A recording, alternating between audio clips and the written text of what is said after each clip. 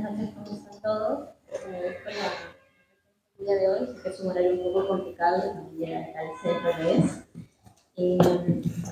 Quiero presentar esta mesa que viene a ser una mesa de introducción del curso de, bueno, no es un curso, es un ciclo de lectura de la escena contemporánea. Vamos a ir leyendo los 7 capítulos que corresponden al libro en 8 secciones. Esta primera sección es más una sección de introducción de cómo se va a venir trabajando. Para eso Eduardo Cáceres y Raúl Álvarez van a darnos un poco de contexto del libro en la actualidad.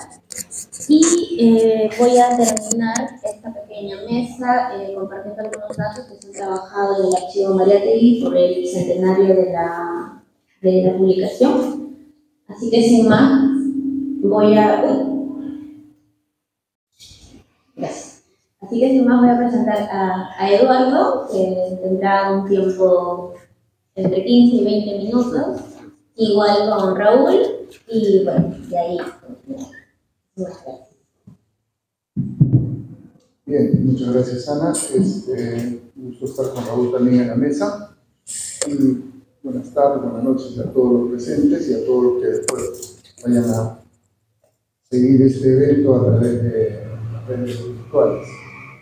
Nosotros hemos elaborado y hemos compartido una introducción, ¿no es cierto?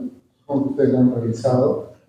Y quisiera resaltar reforzar algunas de las ideas de la introducción y quizás añadir algunos textos que me parece que son útiles para entender mejor el sentido de este libro y sus repercusiones, ¿no? Bien, como es evidente, esto es parte de un ciclo largo, ambicioso, de querer conmemorar juntos sucesivos centenarios de José Carlos Mariátegui. Estamos toda esta década, en realidad, a un siglo de distancia de una serie de eventos fundamentales en la obra de José Carlos. La obra misma, lo central de la obra de José Carlos Mariátegui se produjo en la década de 1920. Entonces, muy casual coincide que la década de 2020 es la década de los centenarios, el centenario de sus artículos, sus cartas desde Italia, que ya pasó, el centenario de su retorno al Perú después de la experiencia europea en marzo de 2023, el centenario de las conferencias que dio en la Universidad Popular Manuel González Prada, justamente sobre eso hemos tenido 2 ciclos en esta misma casa, el año 23 y el año 24. El centenario de un drama, un evento muy importante que marcó la vida de José Carlos Mariátegui, que fue su enfermedad y la amputación de su pierna derecha, que sucede en el mes de mayo del año 24, y posterior a lo cual se intensifica todo su trabajo periodístico, ensayístico, político, intelectual, ideológico, lo cual lleva a que el año 25, justamente un siglo de distancia, en el mes de noviembre del año 25, se publique el libro que estamos queriendo leer juntas y juntos durante estas próximas semanas. Este es el primer libro de José Carlos Mariátegui, ¿no? La producción previa de José Carlos, una producción básicamente periodística, ensayística, que se hace pública a través de diversas publicaciones periódicas, básicamente diarios, algunas revistas, diarios y revistas en realidad, diarios sobre todo en la etapa juvenil, y ya desde su retorno de Europa y sobre todo en revistas que va a publicar. Y él, en noviembre del 25, compila, ordena, selecciona y ordena un conjunto de los artículos que había estado publicando desde el año 23 hasta el año 25, principalmente, fundamentalmente, casi exclusivamente en 2 revistas muy importantes de Lima, la revista Variedades y la revista Mundial, ¿no? Y es importante tomar nota, como decimos en la presentación, de las características de estas revistas. No eran revistas de izquierda, él había publicado y había estado comprometido con la revista Claridad, que sí era una revista de izquierda, revolucionaria, ¿no es cierto?, auspiciada por los trabajadores y con participación de un conjunto de activistas de izquierda, porque Mariátegui, era todo, etc. Era para ese público, claridad. Y después vamos a tener a partir del año 26 a Mauta, que obviamente es una revista político-cultural claramente de izquierda, no se define como de vanguardia, etc. Y a partir del 17 es una revista socialista, marxista, etc. ¿No? Que de hecho ya lo era desde el rato por lo pero, como digo, estas revistas son más bien tipo magazine, ¿no? O sea, para ponerle, se parecen más a caretas que a el diario de Marca o la revista Marca. O sea, ahí José Carlos. Y esto es importante porque una de las cosas que queremos y quisiéramos desentrañar con la lectura, y para eso va a ser muy útil comparar con lo que hemos leído antes, creo que muchos de los que estamos acá participando del ciclo sobre historia de la crisis mundial, las estrategias comunicativas de José Carlos Mariátegui. Eso es sumamente importante, además de ser un político, ¿no? En fin, no voy a entrar en los detalles ahora, pero creo que ese es un tema que es importante, para eso es importante tomar nota de qué publicaciones de que José Carlos, que se trata de 2 revistas, magazines, mundial muy cercana al veguismo y Variedades también, porque además no era posible tener una publicación en Lima en esos años fuese hostil al veguismo. A Mauta va a tener problemas sin siquiera haber hecho alusión a Leguía varias veces en su existencia, ¿no? Pero en fin, entonces es el primer libro y a su vez no solo es el primer libro de José Carlos, sino es también el primer libro que publica la imprenta y editorial Minerva, que había sido fundada a mediados del año 25, justamente por José Carlos, con su hermano Julio César. Ese es todo un tema, ¿no? Del archivo Mariátegui está haciendo un extraordinario trabajo de compilación, de recuperación de libros que fueron publicados por la imprenta editorial. Esa zona al final pues comentamos un poco cómo anda la compilación, en la que hay varias decenas de textos que dan cuenta de que era una imprenta editorial, negocio editorial, ¿no es cierto? O sea, que publicaba eso y aquello, etc. Pero que a su vez era un proyecto político sumamente interesante, ¿no? Un proyecto político dice él, en la presentación de la editorial Minerva, señalan los hermanos Mariátegui y José Carlos, obviamente, que escribió esto. Esta editorial, esta imprenta y editorial Minerva, aparece como el objeto de dotar a la cultura peruana con una verdadera y orgánica casa de emisiones científicas, literarias y artísticas, y publicará un libro mensual. El primer libro es de escena contemporánea. Y el anuncio prácticamente lo cumplió, porque al año 30, o sea, 5 años después, 4 años y medio después, 50 meses después, habían publicado 40 y tantos libros, ¿no? O sea, un libro mensual. Bueno, entonces directamente el libro, la escena contemporánea, es una compilación de artículos, una selección y compilación de artículos publicados entre el inicio del 23 o marzo, abril, el 24, perdón, y el 25, el año 25. No es una, ahí hemos añadido al final, ustedes pueden ver un cuadro de artículo por artículo, cuándo se publicó en Variedades, cuándo en Mundial, para darnos cuenta que no es simplemente juntar los artículos en el orden cronológico y sacarlos, ¿no? Sino hay un trabajo de edición, de compilación y de ordenamiento que lo verificaremos cuando revisemos cada capítulo, ¿no? Sobre los detalles de cada artículo, creo que al revisar cada sección podremos ver cuál es la relación entre esos diversos textos. Dicho sea de paso, llama la atención, hay que asiento libre por si acaso. Curioso, es un dato, no sé, en especial la interés de Mariátegui por determinado número, que la escena contemporánea tiene 7 secciones, ¿no? Años después vamos a tener los 7 ensayos de interpretación. Es un dato anecdótico.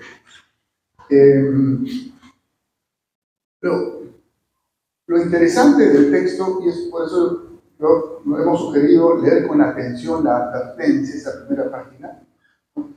Es que Mariátegui, ya convicto, marxista convicto y confeso, que trae pues, una visión que de alguna manera ha transmitido una visión más global en la historia de la crisis mundial, en las conferencias en la Universidad.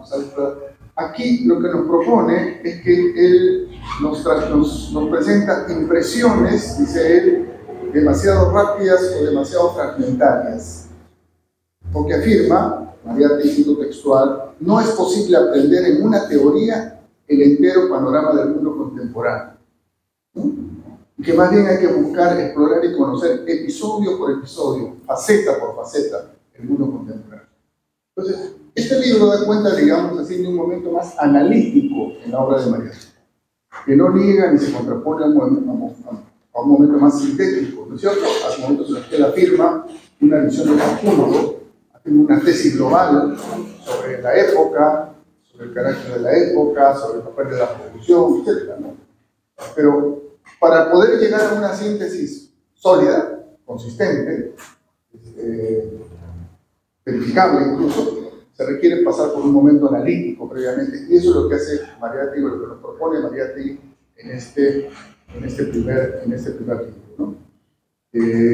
Bueno, yo hice ahí una comparación con lo de Lukács, ¿no? Porque creo que es importante reafirmar frente a Mariátegui lo que Lukács afirmó en su célebre Historia y Conciencia y Clase, de que en el marxismo la ortodoxia está en el método, no está en la dialéctica, está en el método, en el movimiento de apropiación, análisis y síntesis de la realidad. No está en tal o cual afirmación. Y esto es importante porque creo que si a una persona X le presentamos las secciones del libro, los títulos de las secciones del libro, dirán, caramba, esto es un libro de actualidad. Porque todas las secciones son tremendamente actuales. Teología del fascismo, la crisis de la democracia, la crisis del socialismo, ¿no? Bueno, quizás el de la la revolución de inteligencia, etc., ¿no? Quizás el de la Rusia soviética sería uno que parecería un poco. Entonces, por todo lo demás, y efectivamente es un libro de actualidad, pero lo cual no debe llevarnos a querer buscar en el libro las respuestas específicas a nuestra actualidad. Por eso yo propongo que ponemos en la introducción que antes que plantearnos la pregunta ¿qué dijo Mariátegui?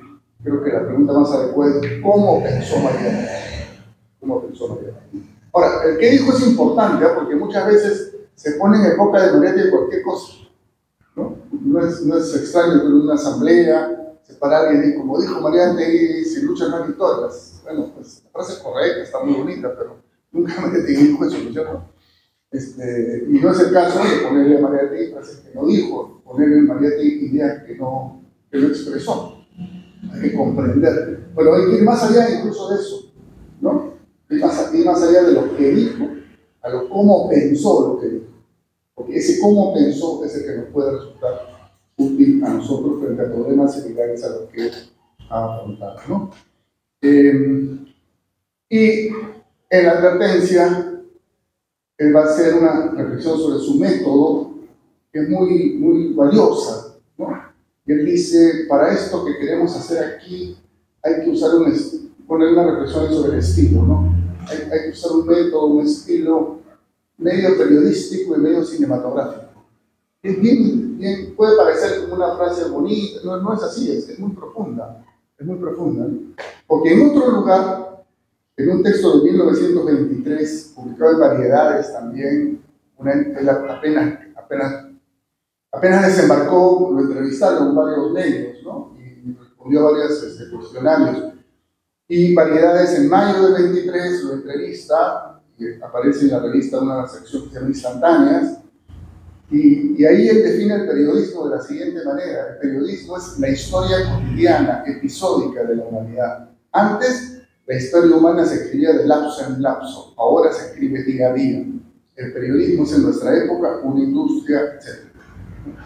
Claro, estamos lejos de ese periodismo, ciertamente en muchos casos, ¿no es cierto? Pero entonces era la idea que Mariátegui tenía, es historia cotidiana. Hacer periodismo es hacer historia cotidiana. Y creo que estos textos que vamos a leer juntas y juntos son una clara expresión de eso. Entonces, la idea de un método un poco periodístico es un método, como quien dice, al pie del cañón, ¿no es cierto? O sea, hay que ir reflexionando al mundo conforme van sucediendo las cosas. Y por otro lado, un poco cinematográfico, dice él, ¿no es cierto? Ricardo Portocarrero me hizo notar que en realidad cuando habla del tema cinematográfico y cuando elige el título del libro, La escena contemporánea, que dicho sea de paso hasta meses antes, la idea era publicar un libro con el mismo nombre que tenía su columna en Variedades, Figuras y aspectos de la vida mundial. Hay varias entrevistas en que voy a publicar un libro con este título, por allá incluso hay un aviso periodístico que sale anunciando un libro. Y al último momento, entonces cambia a la escena contemporánea. Entonces, la idea de escena, claro, nos lleva al cine, pero sobre todo para María Tegui, creo que tiene razón Ricardo, nos remite sobre todo al teatro, porque María Tegui tuvo una experiencia con el teatro antes de ir a Europa, y en Italia asistió obras de Pirandello, y en fin, o sea, en Berlín también hay por ahí testimonios de que asistió obras de teatro muy avanzadas, ¿no? Y dice él, que en esas mismas impresiones le preguntan sobre el teatro. Dice: el gusto contemporáneo reclama un teatro sintético, un teatro impresionista, y el teatro está todavía en el ciclo realista, es demasiado analítico. Existen, sin embargo, síntomas de evolución, que ahí es donde menciona que él había visto en Berlín obras de teatro de vanguardia muy interesantes. Entonces, esta idea del método cinematográfico, periodístico y cinematográfico, creo que nos aproxima bastante bien a lo que Martín quiere hacer. Y la otra idea que quería compartir, que está en el texto, que quería reforzarla simplemente, vale para toda la obra de María Tegui, pero creo que en particular para el periodo como este, es el carácter vital de su producción. Esa frase, por eso me parece muy importante, lo que viene de los meter mi sangre en mis ideas. O sea, no es mi vida y mis ideas, no es que, sino es mi sangre y mis ideas. Y entonces, entender estos artículos que aparentemente son, y de hecho son sobre temas aparentemente muy lejanos, Europa, ¿no? Italia, Alemania, está pasando lejos, comentarios a la distancia, no son solo eso, hay ahí un componente testimonial muy fuerte. En algunos casos se lo va a explicitar, pero detrás de todo lo que hay es una vivencia muy profunda que tuvo entre el año 19 y el año 23 de la crisis europea, ¿no? Entonces, esa relación es muy fuerte, y esto se expresa, bueno, está el tema de los viajes, los viajeros, ¿no? Hay una referencia que hemos puesto en el texto, que pueden ver luego, ¿no? Eso se expresa en algunas cartas, ¿no? Como dije, el episodio dramático, terrible, tremendo que vive José Carlos en el mes de mayo del año 24, que es la amputación de la pierna derecha. Hay toda una discusión en torno a la amputación. Al final, afortunadamente, se impone la decisión, porque la gente tiene que estar inconsciente, de la esposa sobre la mamá. La mamá no quería que le amputen por prejuicios religiosos. Ana decía: si es para salvarle la vida, amputan la pierna. Amputan la pierna, etc. Y es tremendo el episodio del momento en el cual él toma conciencia que le han amputado la pierna, ¿no? Y eso está narrado en varias biografías, se puede ver luego.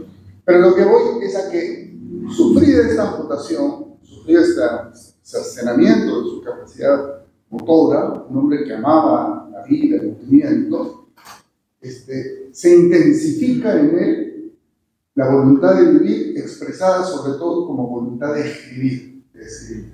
O sea, su forma de ratificarse en la existencia va a ser intensificar su quehacer intelectual y escritor, ¿no es cierto? Él lo dice muy fuertemente en la famosa carta que hemos reproducido acá, la carta que dirige a Claridad, ¿no es cierto?, a la revista Claridad. Dice: en septiembre del 24, o sea, unos 3-4 meses después de la amputación, le escribe a la revista Claridad, estaba por salir el número 6 de la revista: no quiero estar ausente de este número de Claridad. Si nuestra revista reapareciese sin mi firma, yo sentiría mucho más mi quebranto físico. Mi mayor anhelo actual es que esta enfermedad que ha interrumpido mi vida no sea bastante fuerte para desviarla ni debilitarla. Que no deje en mí ninguna huella moral, que no deposite en mi pensamiento ni en mi corazón ningún germen de amargura ni de desesperanza. Es indispensable para mí que mi palabra conserve el mismo acento optimista de antes. Quiero defenderme de toda influencia triste, de toda sugestión melancólica, y siento más que nunca la necesidad de nuestra fe común. Esto es escrito por Mariátegui en su lecho de convaleciente a sus compañeros de la revista Claridad, como de una voluntad de vivir, de estar presente. Y en paralelo, lo que se está mencionando ahí, yo quisiera con eso terminar esta rápida presentación, son muy importantes, muy interesantes, porque además dan cuenta del estilo de Mariátegui, ¿no? Las cartas que él intercambia con el editor de Variedades, Ricardo Vegas García, que era un poco, porque el director de Variedades era Luis Clemente Palma, un personaje, etcétera, muy controvertido, como sabemos, por sus opiniones sobre Vallejo, por ejemplo. Pero en fin, el que manejaba la división, ¿no? Recibía los artículos, hablaba con los columnistas, con los articulistas, era Ricardo Vegas, y él va a tener la correspondencia con Vegas que se va a mantener hasta el año 30, ¿no? Más o menos hasta el 29 o 30, ¿no? Ese es hasta el final de la vida de José Carlos, porque permanentemente te envía un artículo, consigue eso, aquello, etc. Es sumamente valiosa, ¿no? En el mes de septiembre, justamente, en el año 24, Mariátegui estaba ya convaleciendo en la casa que ocupó en Las Flores, en la esquina de Pichel y Barrio del Solar, se me equivoco, un barrio que se llamaba El Euro. Le dice, visítame pues, ¿no? Y ya me han sacado la esquirla que detenía mi convalecencia, reanudaré mi trabajo. Y fíjense todo lo que dice a continuación, ¿no? Es impresionante. Esta carta realmente es conmovedora. La escribe desde su lecho de convaleciente. Convendría que nos concertáramos antes sobre varios temas a fin de que usted pueda organizar anticipadamente su ilustración gráfica. Pero para Mariátegui era muy importante, que además era propio de la revista Variedades, que sus artículos saliesen con una ilustración gráfica adecuada. Estableceríamos así el orden en que me ocuparé de Gandhi, Herriot, Romain Rolland, Turati, Amendola, Farinacci, líder del fascismo ultraísta, Vasconcelos, Bertrand Russell, Pirandello, Ricov, Spengler y otros individuos de cuyos nombres no quiero acordar. Miren ustedes el programa periodístico que Mariátegui le ofrece a Vegas García. Estamos hablando de 12 nombres. ¿Qué le parecería, más aún sigue adelante, qué le parecería un artículo sobre el proceso Matiotti, que va a ser justamente el artículo con el cual él va a debutar el Mundial, más bien? Bueno, estoy muy documentado al respecto por la prensa italiana de todos los matices. A propósito, apareció lo de Maetsu sobre el fascismo, que establece mentiras, de fin, y le termina hablando de un libro de Pío Baroja. O sea, realmente, no voy a entrar, hay varias cartas más, las cartas siguientes, todas ellas muy valiosas, cartas del año 24-25, de José Carlos Mariátegui y Vegas García, que dan cuenta de esta voluntad de escribir y de esta capacidad, además de tratar, pues, semana a semana. Estamos hablando de artículos semanales, no estamos hablando de ensayos para ser publicados en una revista semestral. Y son artículos que hoy los leemos con provecho, que hoy los leemos con interés, que no son generalidades, ¿cierto? Gandhi, Romain Rolland, Herriot, Turati, Amendola, Farinacci, Bertrand Russell, Vasconcelos, Pirandello, Ricov, Spengler y otros más.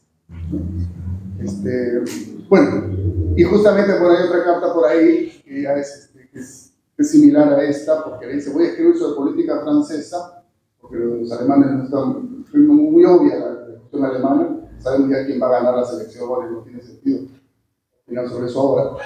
Voy a escribir sobre política francesa en una lista de 10 personajes, y yo francamente los conozco porque están en la carta de Mariátegui, sobre los cuales le pide a Vegas García que consiga fotos para ilustrarlos, ¿no? Que son líderes socialistas, liberales de la política francesa del momento. Bien, entonces, este me parece que es un dato sumamente importante, bueno, es un dato valioso para el conjunto de la obra de Mariátegui, ¿cierto? Esta idea de mi sangre en mis ideas, mi vida en mis ideas, la interrelación entre vida y producción, creo que es algo muy valioso y hay que siempre resaltarlo en el caso de José Carlos. Y en ese sentido, este libro hay que leerlo como parte pues de todo el proceso vital de José Carlos. Ricardo Portocarrero ha señalado en el estudio minucioso de los artículos que hay una primera fase de Mariátegui ya en el Perú, en la cual predominan los artículos de tema internacional, ¿no? Y justamente la escena contemporánea va a ser expresión de esa fase. Luego viene una fase en la cual predominan los artículos de tema nacional, que es lo que culmina con 7 ensayos, ¿cierto? Pero hay una última fase en la cual vuelve a tener un peso muy importante en lo internacional, los años finales de José Carlos, ¿no? Y eso se ve en distintas de sus publicaciones. Bueno, hasta ahí en todo caso mis comentarios, ¿no? Yo asumo que, bueno, ustedes conocen el texto que hemos preparado como introducción al ciclo, ustedes lo han podido revisar. Bueno, ya está ahí, ¿no? Hasta ahí, y quizás luego conversamos un poco también sobre algunos de los temas. Muchas gracias.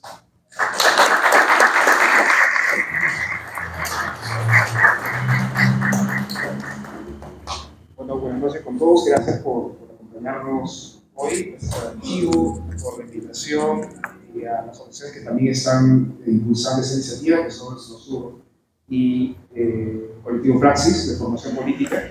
Yo voy a tratar de cumplir el rol que originalmente le correspondía a Ricardo Portocarrero, que no puede poner su vida porque está mal de salud. Voy a tratar más de hacer, no sé si eso suena profesión, pero tengo una maestría en historia, entonces voy a tratar de hacer más historiador que sociología.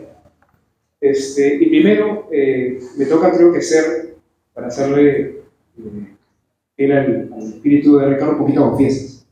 Primero voy a comenzar con una advertencia, que es una advertencia que también él hizo en la primera sesión que tuvimos hace ya un par de años, en febrero del 2023, cuando iniciamos el ciclo de lectura, un ciclo de lectura muy similar que vamos a tener ahora sobre la conferencia que Mariátegui dio en la Universidad de José Luis, ¿no? Y para eso no quiero conversar con Mariátegui, sino quiero conversar con alguien que pensó y escribió mucho en Mariátegui, que fue Alberto Flores Galindo, ¿no?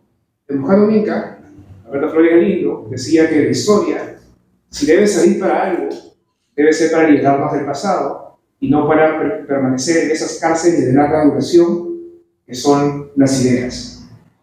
Y rescato este fragmento, sobre todo porque este es un ciclo, y no la primera vez decía, es un ciclo donde vamos a hacer un exégesis de Mariátegui, un ciclo donde vamos a buscar la cita, a tratar de determinar el cuál fue, cuál de todos los Mariátegui que se han construido a lo largo del siglo XX es el verdadero. O sea, igual es cierto que lo que dice Eduardo, ¿no? De que igual importa sí lo que dijo Mariátegui, importa más bien pensar en su contexto y ver qué tiene para decirnos hoy. No es un ciclo, como ustedes lo han visto en el flyer, en las redes sociales, un ciclo de debate, reflexión y perspectiva, ¿no? Y en ese sentido, a pesar que suene algo raro y no muy historiador, creo que lo más fructífero para nosotros en las semanas que siguen va a ser no tanto pensar en el pasado por el pasado, sino en el pasado por el presente, ¿no? Y aquí también rescato a José Carlos en los 7 ensayos tiene unos fragmentos, pero para no caer en el rosario de citas, hay una cita de los 7 ensayos que a mí me gusta bastante, que siempre la recorro conmigo, y José Carlos dice que el problema de nuestro tiempo no está en saber cómo ha sido el Perú, está más bien en saber cómo es el Perú. El pasado nos interesa en la medida en que puede servirnos para explicarnos el presente. Las generaciones constructivas toman el pasado no como un programa, sino como una raíz, ¿no? Pero para hacer el ejercicio, ¿no? Para pensar con José Carlos ese tiempo, quiero recordar 2 advertencias que hizo Ricardo hace un par de años, en ese auditorio, en febrero de 2010. La primera es que vamos a tratar de salir de esta mala costumbre que tenemos al momento de ver esos personajes secundarios, ¿no? De buscar similitudes y diferencias, ¿no? ¿Cuánto se parece el tiempo de Mariátegui a lo que tenemos ahora? A pesar que evidentemente hay fenómenos que podemos decir que riman en algún sentido, ¿no? Que es temas de derechas con el fascismo, el tema del sionismo y el desionismo, ¿no? El tema de la crisis de la democracia. Vamos a tratar de pensar a Mariátegui en su contexto y en función a contextualizar a Mariátegui en su tiempo, pensar con y a través de él la crisis que nos toca pasar ahora. Y en segundo lugar, un poco trayéndome a lo que mencionaba al principio de mi intervención, vamos a tratar también de salir de esta mala costumbre que también hemos tenido en la discusión intelectual de las izquierdas, de determinar la manera correcta de interpretar Mariátegui. Hay toda una, ahí Eduardo, creo que conoce mejor que nadie acá, todo los antecedentes que tenemos por debate sobre Mariátegui, Fondo Registro Nacional, que en verdad terminaron siendo realidades muy interesantes, pero que de algún modo tampoco llevan a mucho, ¿no? Porque finalmente el peligro que tenemos al enfocarnos en determinar la verdad, en hacer un exégesis de Mariátegui, es en ver, en buscar una receta, ¿no? Bueno, esa es la interpretación correcta. Si Mariátegui lo dijo, eso es correcto, porque no lo hacemos ahora. Creo que tampoco es citar, ¿no? Como decía, no queremos usar a Mariátegui como un megáfono, ¿no? Como ha solido pasar. Queremos volver a José Carlos para pensar con él un momento que, si tiene algo de similar, sobre todo frente a todas las similitudes que vamos a hacer y todas las analogías que probablemente vamos a escuchar a lo largo del curso, es la cuestión de la crisis, ¿no? Un primer elemento para tener en cuenta en este ciclo de lectura es que, acá voy a tomar apenas conclusiones que tuvimos en el ciclo anterior y que también la manejan otros colegas como Martin Berger, ¿no? Llegamos a la conclusión, no les pasa eso también, como discutir con ustedes, pensar a Mariátegui como pensador de la crisis. Toda la obra de Mariátegui se enmarca en un contexto mundial de crisis, lo que llamo una crisis civilizatoria. Una crisis que estalla con la Primera Guerra Mundial, ¿no? Una crisis que se viene arrastrando en Europa desde fines del siglo XIX, una crisis que supone la descomposición de la sociedad burguesa occidental, de los grandes imperios dinásticos, y que de algún modo lleva a José Carlos a pensar de que se ha abierto un espacio, se ha abierto una coyuntura para crear una sociedad nueva. Y esa sociedad nueva para él va a ser representada por el socialismo al alero de la revolución bolchevique, ¿no? Entonces, hay 100 años de distancia entre la escena contemporánea hoy día, pero digamos que, como José Carlos en su momento, estamos viviendo una crisis civilizatoria también. La diferencia es que la crisis que José Carlos vivió en su momento empieza con una guerra. En nuestro caso, empezó con la caída de la bolsa de Wall Street en el 2008 y que tuvo como, digamos, un segundo punto de quiebre en la pandemia de 2020. Teniendo en cuenta estas diferencias, hay que, bueno, vamos a tratar de ver qué rimas hay entre la historia, pero también tratar de pensar la especificidad del contexto de José Carlos antes de intentar extrapolar o proyectar diagnósticos o frases suyas aisladas fuera del contexto de su presente. Considerando igual de que, siendo fiel a lo que él mencionaba en los ensayos, ¿no? El pasado, ¿no? Su pasado, y el pasado, su tradición, la tradición del pensamiento socialista que él desarrolló, debe ser visto como un programa que debemos ejecutar, sino como una risa, ¿no? Eso un poco para cumplir con traer a Ricardo también esa mesa que no puede ser bien con nosotros. Y lo segundo que quiero hacer, también para cumplir con Ricardo hoy día, es poner un plan historiador y contextualizar un poco el momento en el que vamos a discutir ese, ¿no? A diferencia del año 23, que es el momento en donde José Carlos llega a Europa, está recién llegado a Europa y está muy interesado en esas conferencias que él dicta en las universidades González Plaza dirigida a la clase obrera, específicamente a los estudiantes. José Carlos de aquí está ya en el año 25 y eso significa que estamos en el momento del punto máximo del poder del día, ¿no? Ella viene a reelegirse del año 24 y esto dio pie a lo que Basadre ha llamado el periodo de desencanto, ¿no? El periodo de desencanto entendido como ese alejamiento del leguismo respecto a los grupos sociales que originalmente lo llevaron a parar. Clases medias, estudiantes y la incipiente clase obrera que se forma con la industrialización fin y secundaria. Y ahí, digamos que el episodio clave va a ser de algún modo el intento, porque es un intento fallido, de consagración al Sagrado Corazón de Jesús en el año 23. Es un momento en donde, digamos, Leguía rompe todo lo que podía romper con sus anhelos iniciales. Ya tenía enfrentamientos con los estudiantes, porque en el año 21 me parece que cierra San Marcos, ¿no? Persigue al rector, tiene ya intensos momentos de represión al movimiento obrero que empieza a a manifestarse en contra del gobierno, ¿no? También esto también se expresa, por ejemplo, la política de exilios, ¿no? Allá se va exiliado. José Carlos también tiene 2 intervenciones, si no me recuerdo, en el año 23, en esta casa, justamente, por su inicial actividad política. Pero es un momento en donde la situación empieza a enrarecerse. Y todo este momento de optimismo que acompañó al leguismo, que acompañó a sectores de la clase obrera, a sectores de la clase media, a sectores de estudiantes, que para José Carlos representa justamente estos grupos sociales nuevos que emergen por la industrialización de fines del siglo XIX, digamos que se empieza a hablar y empieza a ser más evidente de que Leguía no es la ruptura de la oligarquía civilista, sino una continuación. Digamos que su canto es ese, su producto más acabado, ¿no? Y en consecuencia,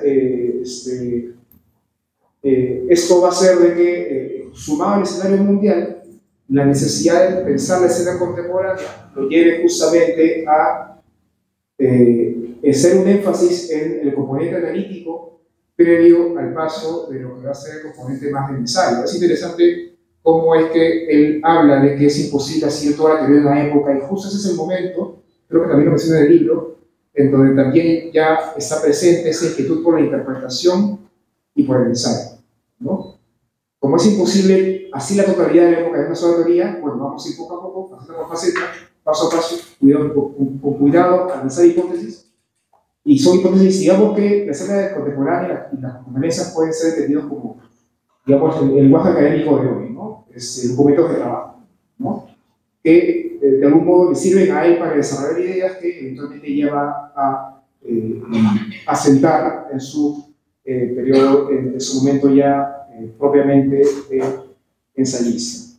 Ese es un primer momento, ¿no? Estamos en un momento de crisis del leguismo, que es una crisis que también se está procesando a nivel, es una crisis que a nivel mundial, digamos que está procesando la crisis del capitalismo y la posguerra, ¿no? Porque ya acabó la Primera Guerra Mundial, se dio el Tratado de Versalles, hay países que han ganado, hay países que han perdido, se consolidó la Sociedad de las Naciones con Wilson y Lloyd George, ¿no? Que también de hecho se ha incluido en la universidad contemporánea.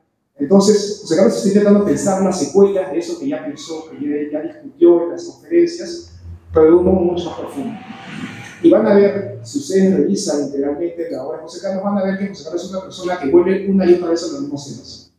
La democracia, personajes también, ¿no? Lloyd George, Wilson, porque es una persona que justamente está convencida de que no hay interpretación final, ¿no? De que todo es, digamos, perfectible. Es un momento también hay que tener en cuenta que a la par de la consolidación de los acuerdos posbélicos, ¿no? del tema del Tratado de Versalles, digamos que es un momento en donde aparecen estos fenómenos, como diría Gramsci, ¿no? Estos fenómenos morbosos que empiezan a centrar también en Europa. Parte de la crisis de la democracia que ella reflexiona con los obreros estudiantes de la Universidad González Prada, ya está empezando a, digamos, a organizarse políticamente a partir del ascenso del fascismo unitario, ¿no?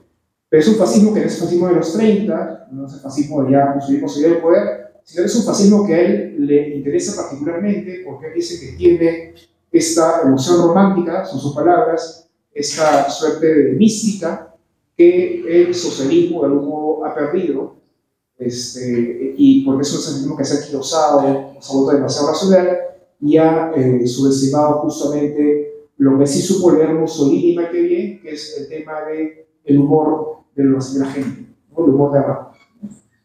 Lo que Mussolini, eso va a ser muy interesante para pensar no solamente el fascismo de ese momento, ese fascismo inicial, ¿no? Sino también las extremas derechas en el mundo de hoy, es esta aproximación más psicológica que tiene José Carlos del fascismo, ¿no?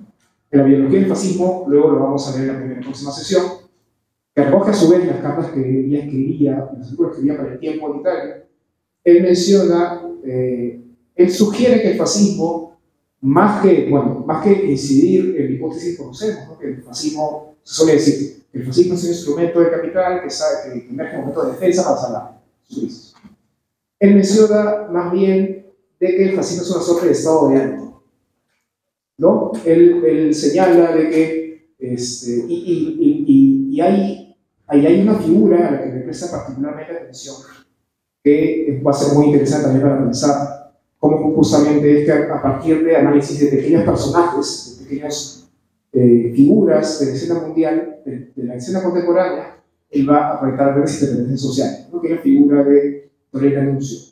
Gabriele D'Annunzio, que era un literato, un escritor italiano, que de algún modo recoge todo ese espíritu revanchista, nacionalista, de una Italia golpeada por el Tratado de Versalles, que se lanza su aventura para recuperar el territorio del Fiume, una aventura romántica, ¿no? Porque es una aventura irrisoria, casi quijotesca, y que para José Carlos sintetiza justamente ese espíritu romántico de época que el socialismo ha perdido y que él intenta recuperar tras la noción del mito, del soberbio.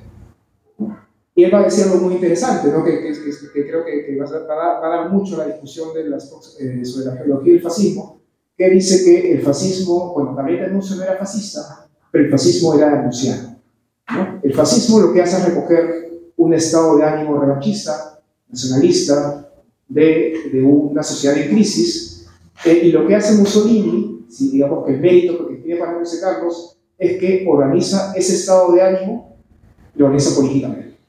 Mussolini es el condotiero de ese clima social de la popular, ¿no? Entonces es una posesión que tal vez habría que pensar de manera cruzada, por ejemplo, con la sociología de masa, ¿no? que escribió Wilhelm Reich por esos años, ¿no?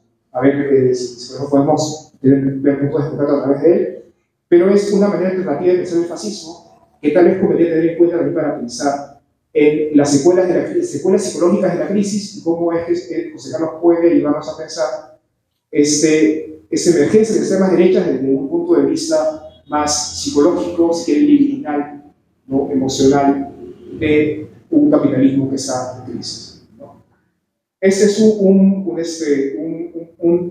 algo que quería dejar primero sobre la mesa. Lo segundo es también situar el libro en un contexto en el que justo hoy estaba realizando este estudio muy interesante de Renike y José de sobre el indigenismo en las regiones, y es notable también entender este libro como parte de un ciclo de expansión de la cultura de la imprenta que acompaña el fin de siglo. Entre 1900 y 1930, acá tengo justamente las cifras, hay un incremento muy grande de periódicos y revistas a nivel nacional, 1667 en 1918, y ya hasta 1930 hay alrededor de 443, ¿no? Hay un desarrollo muy necesitado de la imprenta que también creo que es importante tener en cuenta para contextualizar toda la apuesta editorial de José Carlos, ¿no? Por la idea de llevar sabemos de que la Revolución Socialista está muy conectada con la palabra impresa, pero digamos que las oportunidades técnicas que brinda el capitalismo en ese momento también le permite a José Carlos también tener un proyecto intelectual que, usando la tecnología del capital, permita proyectar una contrahegemonía, ¿no? También hay que tener en cuenta de que hay un aumento de la alfabetización y la escolarización en ese periodo finisecular, ¿no? Alrededor del 221%, según este estudio que estaba revisando, entre 1900 y 1930, que va a la limón con un crecimiento poblacional del 140%, ¿no? Entonces crecen las clases medias de alguna manera, se amplía la educación, hay un boom de publicaciones periódicas, ¿no? O sea, y ustedes revisen nada más lo que está haciendo ahora, creo que estamos Carlos, justamente, el CEDOC de San Marcos, el CEDOC que digitalizó muchas revistas de ese momento, en los años 20, Flechas, Claridad, Amauta, o sea, la cantidad de producción impresa que hay en ese momento y producción impresa que además viene portando nuevas ideas con respecto a, digamos, el discurso decimonónico liberal que está también en crisis, ¿no? Y esto también me lleva a complementar algo que mencionaba Ricardo acerca del tema del estilo de José Carlos. José Carlos fue de todo un periodista, ¿no? Un periodista, y él justamente reconoce que la capacidad de dinamismo, de agilidad y de agudeza que él tiene para pensar en sus escritos se lo dio la labor periodística. Pero también hay que pensar en esta cuestión cinematográfica, ¿no? ¿A qué se refiere José Carlos con estilo cinematográfico?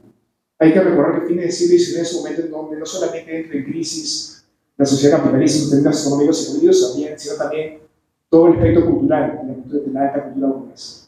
Aparece el telégrafo, aparece el film, es el momento donde también en Lima empieza el alumbrado eléctrico, ¿no? Se extiende la vida cotidiana por las noches, ¿no? Eso implica también una democratización del ocio, ¿no? Entonces, está toda también esa fascinación por las máquinas, ¿no? Que acompaña el ascenso del futurismo, al cual José Carlos le presta muchísima atención, ¿no?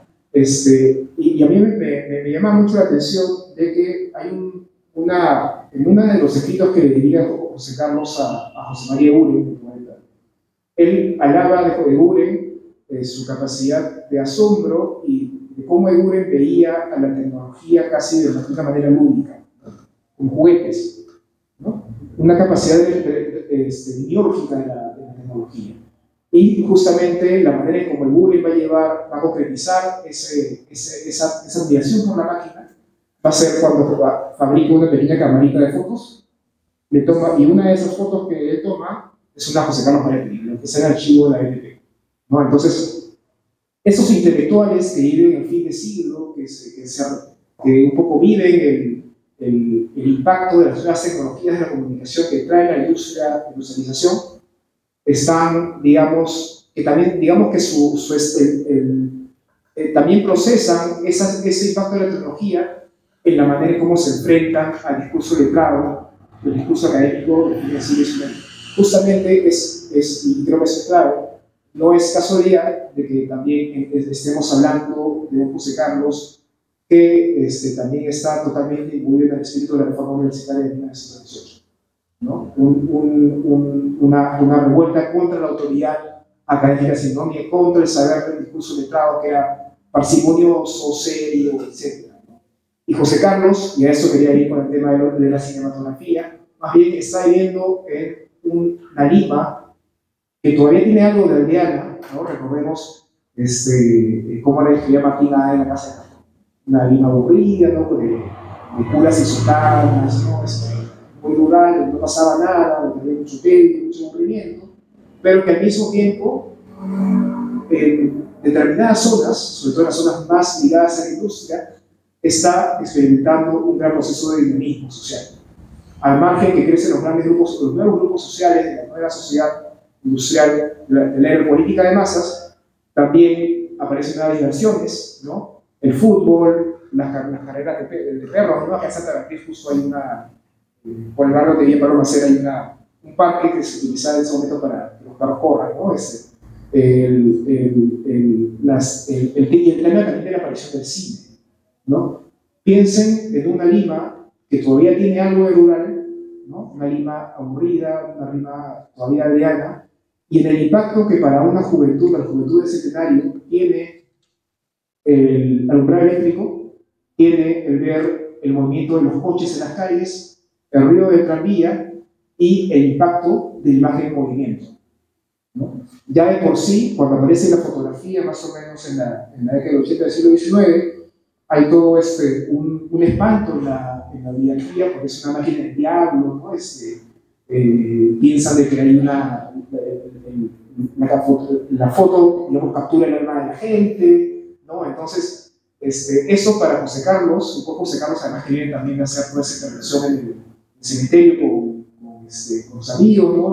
Con la realidad rusa, que es un José Carlos que además admira, como está tan aburrido, quiere un poco también sacar de la rutina a la sociedad limeña adocenada, ¿no? Después por el disparate, por la violencia, ¿no? ¿Y qué representa justamente el cine en ese momento, ¿no? Un cine que empieza a avanzar, ¿no? Que todavía no tiene un acceso tan democrático, ¿no? Porque, digamos, ir al cine era un gusto de élites. De hecho, la primera película de Perú que se hace creo que en 1913, que es un negocio del agua, me parece que se llama, básicamente son las clases dominantes de las mismas. Pero ya de por sí, el hecho de tener disponible una tecnología como esa, que impacta en la sensibilidad, en la subjetividad de una sociedad que está empezando a moverse, creo que también debe llevarnos a pensar acerca del valor de lo cinematográfico en el estilo de José Carlos, ¿no? Y para complementar esto, quería llamar la atención de que si ustedes, eso yo lo he visto en algunos perfiles que hay, el perfil de Lenin, el perfil que hace de Gross, el perfil que hace de Wilson, ustedes van a ver de que el estilo de José Carlos es un estilo muy visual. además que es muy dinámico. Es un estilo, y para preguntarnos al tema de la escena contemporánea, hay llama escena por el tema del teatro, ¿no? Y es un estilo donde interactúan siempre muchos personajes, ¿no? Hace interactuar a Wilson con Joe George, ¿no? O también su interacción entre los urbanistas, ¿no? Pero también es un estilo que está muy enfocado en plantear textos, representaciones muy gráficas de la sociedad, ¿no? Tan gráficas de que también incluso hace alusión a los rasgos físicos de la gente, ¿no? En el perfil, en lo que describe su Wilson, por ejemplo, es excepcional, ¿no? Y él tiene la capacidad de vincular la descripción de los atributos físicos de Wilson con la manera en cómo él actúa en el escenario mundial, ¿no? Entonces, yo cuando leo los textos, yo siento que estoy como que leyendo pequeñas películas. Y me parece que José Carlos, de algún modo, está procesando en su escritura justamente esa fascinación por el movimiento, esa fascinación por esa nueva cultura que está emergiendo, que él también la va a querer llevar al tema de sobre las vanguardias, y que de algún modo también es compartida por la mente intelectual de esta generación centenaria, ¿no? No es gratuito justamente de que otro intelectual que está cercano a José Carlos, que José Carlos le publica un libro, Viva el Cárcel, en el año 27, saca por Minerva, que empecé años antes. José Carlos prologa el libro, y si ustedes leen la introducción de empecé años antes, es muy interesante de que Viva el Cárcel escriba su libro como una pequeña película cerrada. Ustedes leen la primera edición y van a ver que básicamente el libro de la cárcel es un libro que describe, ¿no?, este proyecto de una avalancha andina sobre la región costeña. Es un libro que está planteado casi como pequeños pasajes, pequeños episodios, ¿no? Y así como eso, podemos pensar, por ejemplo, en la presencia de la cinematografía y la poesía de la vanguardia de los 90, ¿no? O Kendo de Amat, por ejemplo, ¿no?, que también publica, José Carlos, 5 metros de poemas, y un poema que se llama Reclam, donde aparecen reflexiones al cinema, ¿no? Y Enrique Peña Barrenechea, uno de los hermanos Barrenechea, titula uno de sus poemarios Cinema de los sentidos puros, ¿no? Entonces, creo de que además de lo que mencionó Eduardo, es evidentemente cierto de que hay una influencia del teatro en la manera en cómo José Carlos piensa la escena, la idea de la escena, ¿no? Un escenario donde hay personajes entre sí. Hay también esta cuestión de la fascinación por lo que implica el cinema en los cambios culturales del Perú del inicio del siglo XX, y que justamente justamente son parte de lo nuevo, ¿no?, que trae esa sociedad de crisis, y que él justamente va a rastrear en sus escritos. No sé si me olvido de algo, porque hay algunas cosas más que quería decir. Tal vez señalar el tema de que la escena contemporánea es curiosamente uno de los libros menos que recibió menos recepción en su tiempo, ¿no? Pues ahora se quejaba mucho de eso. Pero también hay que tener en cuenta de que es un proyecto, digamos, que parece en un momento también algo descolocado en el ambiente intelectual y social del momento, porque es un momento en donde a nivel de la clase obrera, digamos, todavía la influencia del anarcosindicalismo es muy fuerte. El anarcosindicalismo ha traído también una consolidación de la prensa obrera también muy potente, ¿no?, que maneja un modo de producción mucho más artesanal, mucho más autónomo al momento comercial, y digamos que José Carlos está intentando acercarse, no con la escena contemporánea, no a la clase obrera directamente, como sí lo hizo en las universidades populares, sino su público, como decía Eduardo, son las clases medias, ¿no? Son la gente que lee mundial, la gente que lee variedades. Y uno se pregunta, ¿no?, ¿por qué es que un socialista democrático y confeso escribe para la clase media sino para la clase obrera? Tenemos la impresión con Eduardo, y eso también está en el texto, sugería en el texto, es porque en ese momento hay una demanda muy fuerte, hay una inquietud, una ansiedad muy fuerte dentro del Perú y de todo el mundo por saber cuál va a ser el final de la crisis que se veta con la guerra, ¿no? ¿Cuál va a ser el final de la crisis de la democracia, que ya empieza a tener expresiones morbosas con la emergencia del fascismo, que ya ha empezado a tener estos problemas posterior a las luchas primeras luchas por la liberación en las ex colonias, ¿no? José Carlos sigue muy preocupado por la formación del Estado yugoslavo, por ejemplo, por lo que llaman la misión de Israel bajo el liderazgo sionista. Entonces es un momento en que todo está cambiando, y de todas las certezas que habían animado esta vida dulce, tranquila, ¿no? Adocenada de la Belle Époque, se caen. Y al momento que se caen, bueno, evidentemente esos sectores sociales que están viviendo ese momento de tramonto, como él usualmente usa esa palabra, están justamente atentos a cuál va a ser el final del plan europeo. ¿No? La crisis de la plaza liberal es una crisis que es mundial, porque, y también hay que tener en cuenta la importancia de por qué estos sectores también se están mirando no el Perú, como usualmente estamos acostumbrados, ¿no? José Carlos como un pensador nacional popular, un pensador que mira hacia Perú hacia el mundo.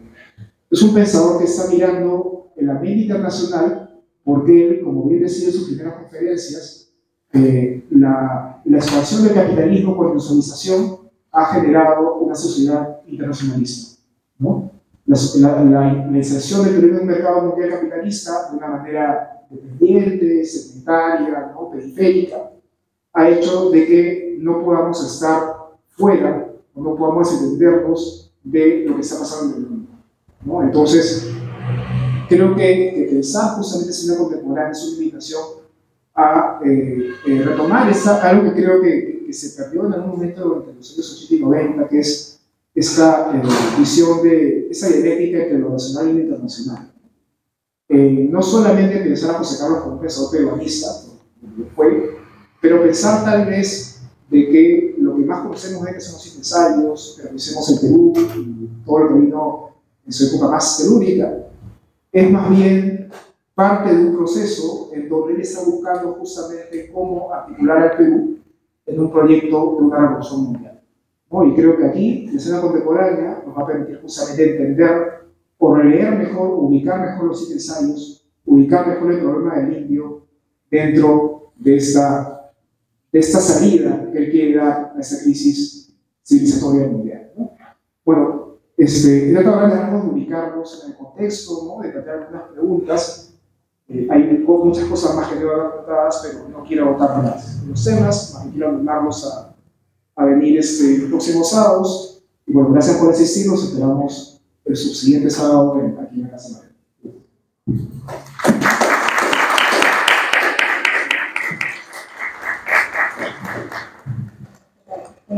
Quiero agradecer a Eduardo y a Raúl. Antes de mencionar un poco el trabajo del archivo y cómo se ha llegado con este ciclo de lectura y colección contemporánea, no sé si alguien tenga algún comentario, alguna pregunta. El micro está abierto porque en realidad esto va a ser un ciclo de lectura. Es decir, no solamente va a hablar Eduardo, Ricardo o Raúl, sino en realidad la idea es invitarlos a ustedes a conversar. Hay una mano por ahí arriba. A ver, ahí. Adelante. Sí, a ver.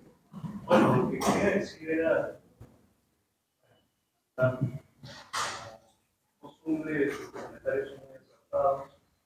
Creo que lo que comparten, no tanto los revolucionarios, es el plan vital, que se aversa a partir del cielo. Este sentido de lucha, este sentido de vida que de alguna forma organiza todo, ¿no? Y que es algo común tanto en la calle como en los barrios. Comentabas, de máquinas, la cuestión de la violencia, ¿no? Es algo tan claro, no solamente en el vanguardismo, sino en el libre también hay un cierto elogio a la violencia. Claro, a mí me interesa un poco leer este libro como en esa continuidad, ¿no? En ese mismo espíritu vanguardista. O sea, yo creo que acá se pone de perfil este carácter más volcado al mundo, que es algo contrario a las lecturas y un poco al panfleto también que se han logrado. Y por otro lado, ver también, me gusta mucho leer la escena, hermanado otro texto publicado en el año 29, de Basadres es un poco desapercibido, que ha pasado no sé, creo que ni siquiera ser dedicado, ¿no? Es equivocación. Este texto de crítica cinematográfica y de comentarios también sobre la vida social del entonces. Nada, esas son las primeras impresiones que tengo, casi fílmicas también. Y espero que podamos seguir con esta dinámica de conversación, de comentario. Creo que la crisis de la democracia, que es algo que María te identificaba bien, fue la crisis mundial, ahora de nuevo en la escena contemporánea, es un sentido de época, claro, pero que también se repite ese mismo síntoma hoy día. Y que tal vez podemos pensar, tal vez ya lo dejamos para conversar, si tiene algún sentido ser vanguardista hoy. Un poco con la escena, con la actitud de María y de César, no solo vanguardias artísticas, sino vanguardias políticas. ¿Cuáles son las vanguardias políticas de hoy? Y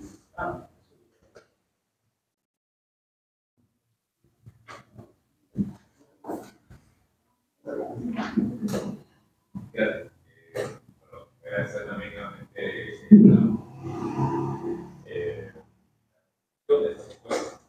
Había dos cosas que me llamaron la atención del texto.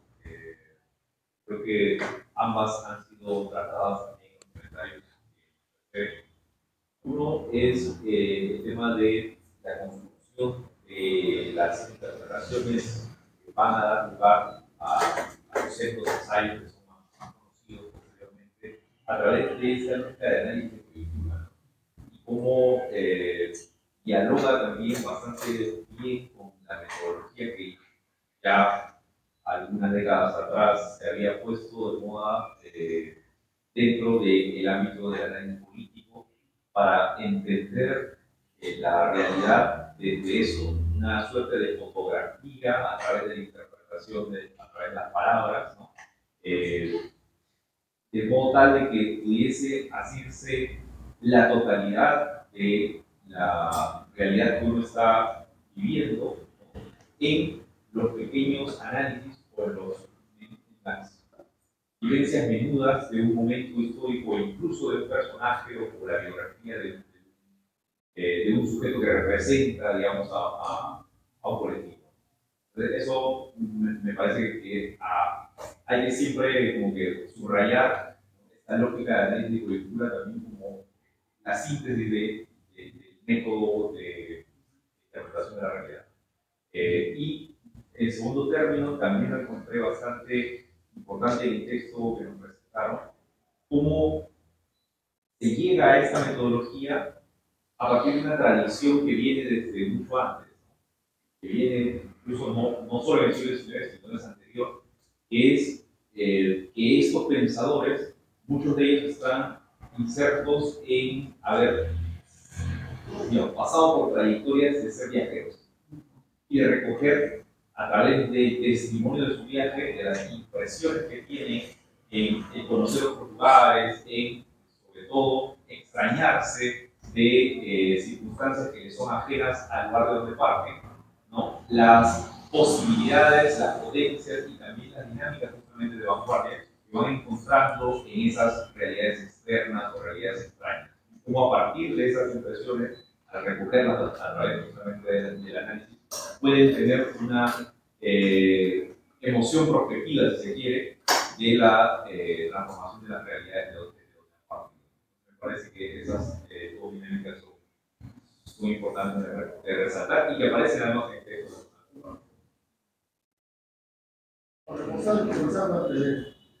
Leo una de las cartas que a Vegas, al editor de este Variedades, 28 de octubre del año 24, que es Miraflores, o sea que está como distinta ya, y le dice: tenemos que concertarnos como la vez pasada sobre los temas próximos. Formularemos una lista. El cable será siempre, por supuesto, como hasta ahora, un elemento imprevisto y decisivo. El cable es la noticia, ¿no? El cable es lo que está llegando. La noticia será siempre, por supuesto, como hasta ahora, un elemento imprevisto y decisivo. pero procuraremos, hasta donde nos sea posible, predecirlo. Entonces, el acontecimiento, el hecho, lo que llega con el cable es lo que va a determinar qué escribimos. Pero tratemos de hacer un contexto, de tener un plan, ¿no es cierto? Esto es lo que tú dices, ¿no? Justo también como parte del estilo de Mariette, esta apreciación que hace diversas acciones.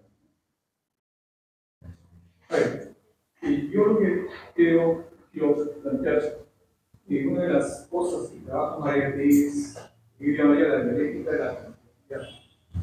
El tipo es sencillo, ameno, periodístico, ágil, pero estilo que podría dar lugar a una discusión literaria, sin embargo, conduce al análisis. Y un análisis de un conjunto de factores, de elementos, de variables, como se dice en estadística, que logra a través de lo cual logra una síntesis mediante el análisis. No es una mera exposición de hechos, sino también ahí hay una interpretación de esos hechos. Y una interpretación que tiene una totalidad mucho más compleja, mayor, para lo concreto a la totalidad, para devolver un concreto pensamiento, como decía el filósofo Cosito, el checo. La suya es una dialéctica de la complejidad. Por ejemplo, los trabajos se focalizan en uno de los aspectos, se focalizan, claro que algunos han dicho acá, la crisis de la democracia. Como de esa crisis, también esa crisis, la expresión de esa crisis es el fascismo. Y las propias vacilaciones de la democracia liberal, que se plegan al fascismo, dudan, y luego el propio capitalista sienten también la inconveniencia del fascismo, como en algún momento sintieron la debilidad de la democracia liberal para poder contener al socialismo. Eso es lo que yo quería decir. Y por último, recordar que es el aniversario. Sí, lo que tenía en la historia de nacimiento de por eso decidimos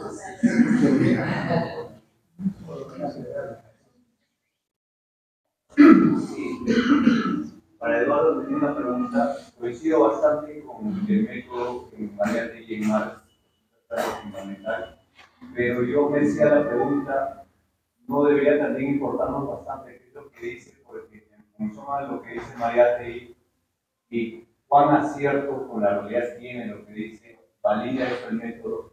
Entonces, mi pregunta viene en ese sentido, ¿no? También tendríamos que buscar en el libro que vamos a leer estos meses la exactitud para validar el método de Mariette. El producto valida el método. Yo ahí, por ejemplo, en el texto que ustedes han leído, esa carta claridad, incluye un párrafo sobre coyuntura, que es bastante exagerado, ¿no? En el cual dice: el método reaccionario ya está adoptado en el mundo. Bueno, es una expresión de entusiasmo, de optimismo, de alguien que quiere ratificar su cuerpo.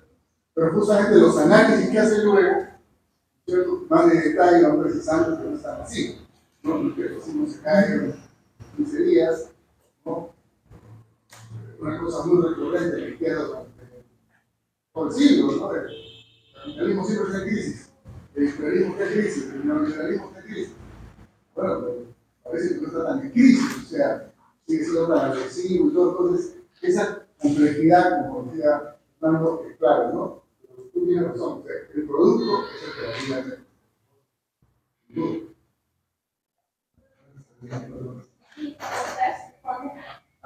¿Qué tal? Buenas noches.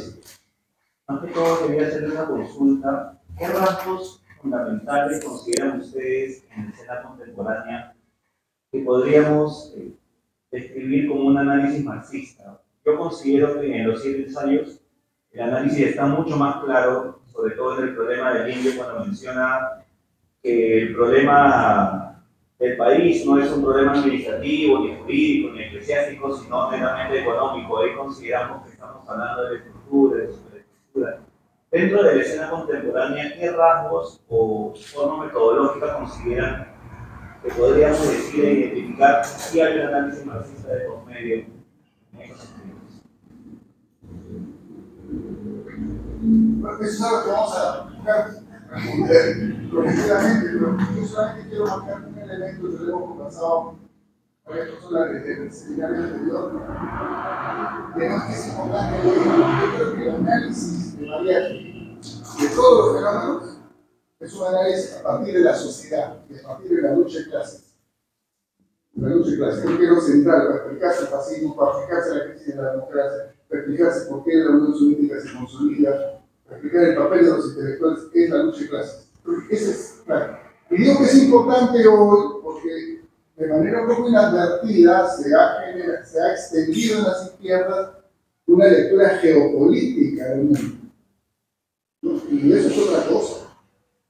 O sea, si entendemos la historia como conflicto entre bloques o entre estados, eso es otra lectura, eso no es marxismo. O sea, el marxismo es al revés. La clave de la lucha de clases, y los estados y los bloques resultan ser coaliciones de las clases, en última instancia, y no entidades subsistentes en sí mismas, ¿no? Yo creo que es muy peligroso en los discursos de la izquierda, no de todos, ¿no? Pero algunas personas de izquierda que no corrientes, que se han comprado un rollo geopolítico. Y si tú asumes una perspectiva geopolítica, al final lo que te queda es optar por este bloque o por el otro, ¿no? Los actores son los bloques, ¿no? Así, bueno, si Lenin hubiese sido geopolítico, en el año 14 hubiera tenido que optar entre un bloque y otro, hubiera optado por ninguno de los bloques. Claro, ¿no? Yo creo que la lógica de María tiene un sentido muy parecido, muy parecido. La clave está en la equivalencia del fascismo, que está por ahí. ¿Qué está pasando en la sociedad? ¿Qué está pasando en la sociedad? El conflicto último, a partir de ahí el político, y a partir de ahí se explica la lógica de los estados, ¿no? Y a partir de ahí se explican guerras y todo lo demás. Yo diría ese elemento como una de las líneas que podemos seguir, ¿no? Y de repente vamos a descubrir otras, ¿no?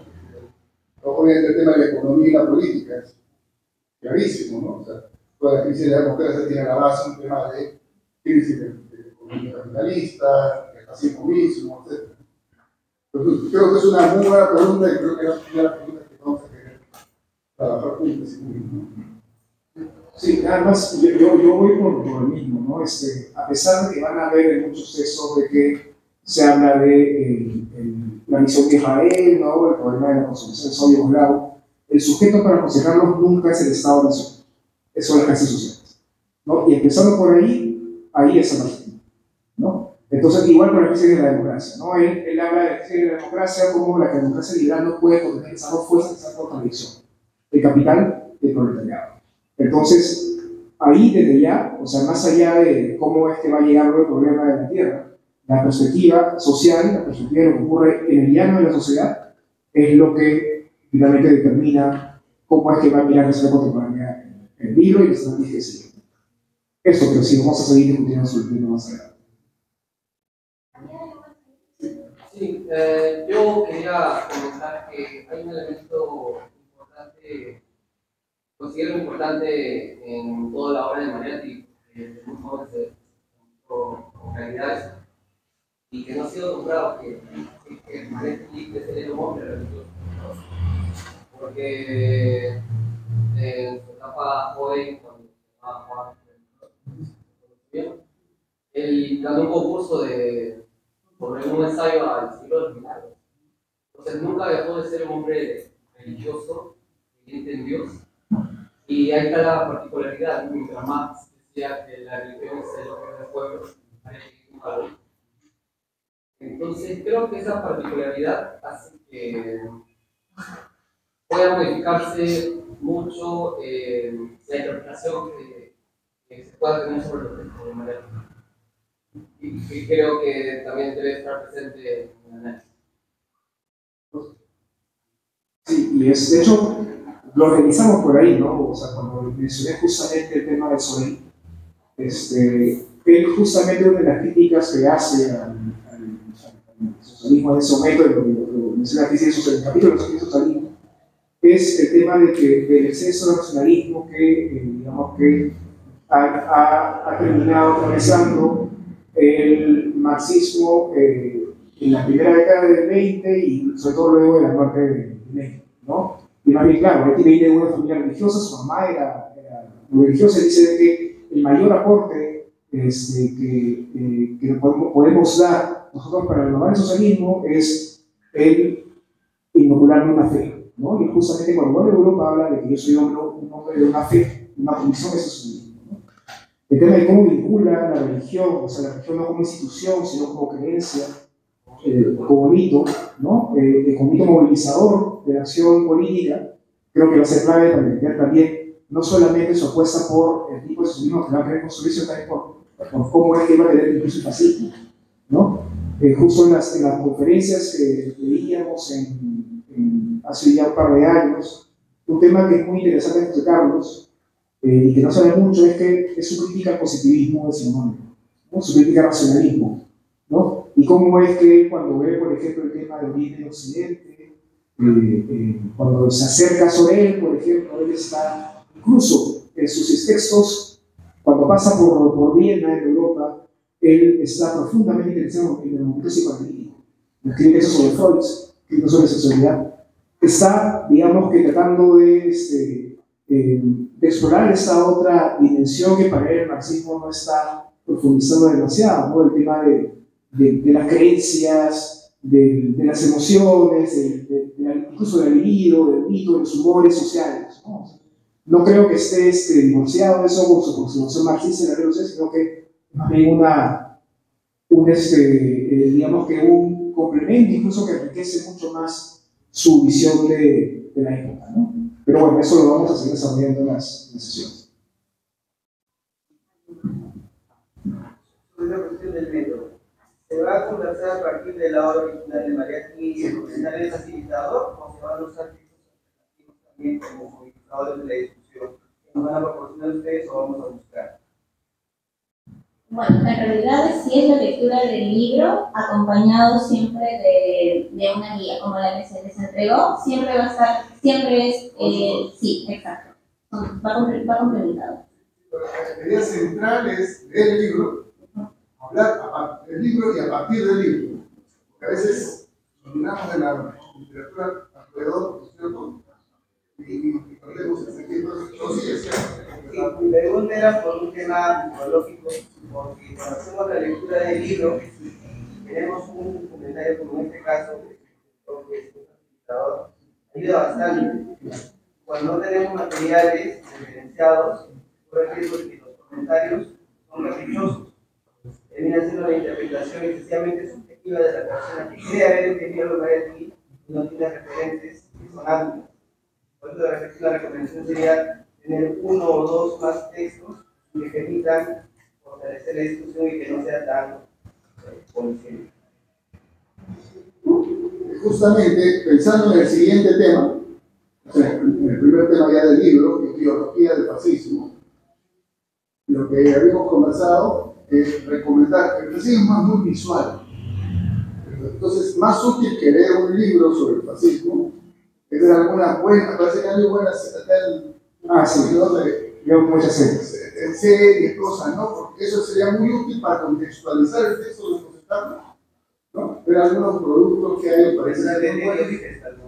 A ver, pues sí, bueno, evidentemente siempre, bueno, al menos en la experiencia que hemos tenido con conferencias, siempre salían referencias complementarias a lo que estábamos leyendo, aparte de la línea de lectura, pero lo dije la otra vez en la Católica, porque nosotros en la Católica de Presentación de Cine Contemporánea, el fascismo es un fenómeno que tiene mucho de visual y tiene mucho de performance, ¿no? Y este año ha salido una serie, 18 capítulos, basada en una novela de Antonio Sculati, un escritor italiano, que se llama M, el hijo del siglo.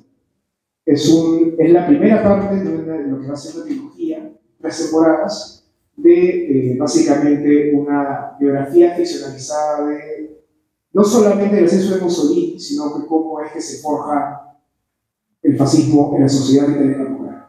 La serie se llama M, el hijo del siglo, M son los que se me pasado en WhatsApp un rato.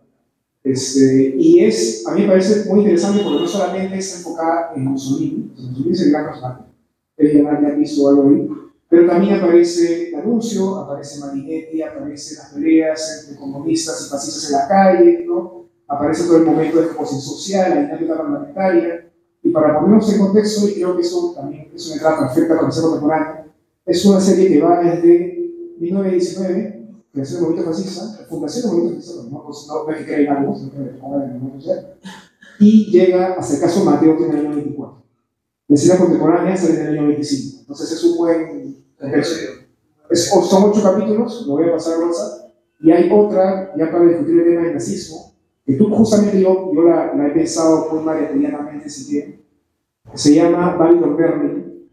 Es una serie de 7 temporadas, es en alemán.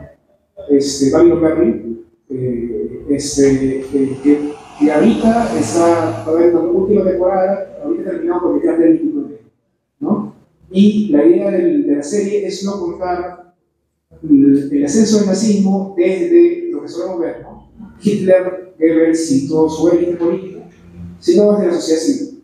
Los protagonistas son una cabaretera y un inspector de policía, y es ver justamente cómo es que se hace ese monstruo de abajo, ¿no? Y cómo es que finalmente, un poco para leerlo también clave de cómo sacar el fascismo, la biología del fascismo, cómo es que el nazismo extrae el humor social y lo organiza políticamente, ¿no? Entonces se llama Babylon Berlin para el nazismo, y es el hijo del siglo para el ascenso del fascismo hasta el proceso Mateo en el año 24. ¿no? Ya luego es otra historia. Un par de películas sobre esto del nazismo. El caso Mateo. Hay una película italiana, el caso Mateo, un clásico. Y ahí creo que se presenta la crisis del Aventino, cuando los sanitarios de los liberales, junto con la energía del pueblo comunista, dicen, no, hay que regresar, ¿qué sentido? Y que aparece grande. La otra película es Amor y Anarquía, de Giancarlo Giannini.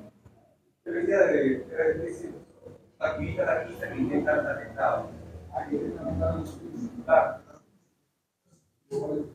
Sí, hay una producción importante de ahí, seguramente podemos compartir por el WhatsApp.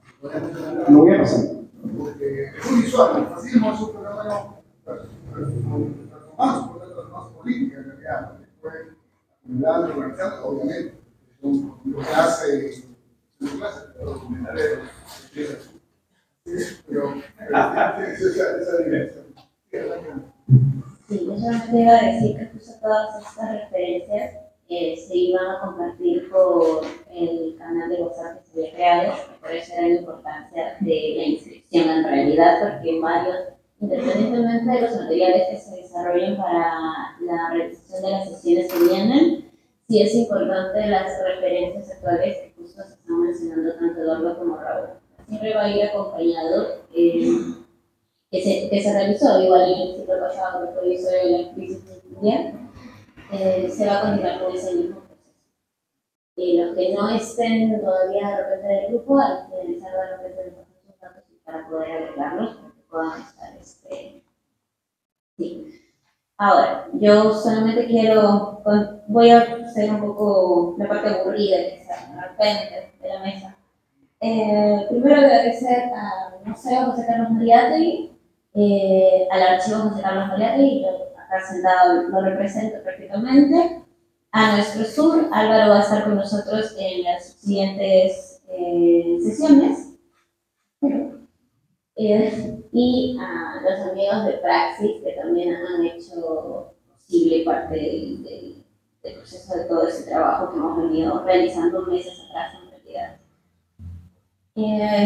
Con respecto a lo que es la escena contemporánea y el trabajo que ha hecho el Archivo Mariátegui, el día de hoy justamente se les compartió dentro del canal de WhatsApp un trabajo de recursos visuales que se viene realizado a partir de los capítulos del libro, que en este caso son 7, 2 principalmente, que son una línea de tiempo. La línea de tiempo está acompañada del trabajo que se hizo con Ricardo. Si bien la escena contemporánea está compuesta por artículos de variedades en mundial, prácticamente más de variedades que mundial, creo que solamente son 6, no sé, 5 o 6, me estoy equivocando, y 3 que uno viene a ser la introducción, la presentación que hizo al libro de Henry Barrios de Editorial Renovación con el cuchillo de los dientes, y uno de los textos del capítulo de Biología del Fascismo me parece que fue escrito exclusivamente justo para el libro, ¿no? Que viene a ser los nuevos aspectos del fascismo, sí. Entonces, esa línea de tiempo lo que trata de hacer es un poco contextualizar el año en que se escribió, porque en realidad el libro está compuesto de manera temática y no de manera cronológica.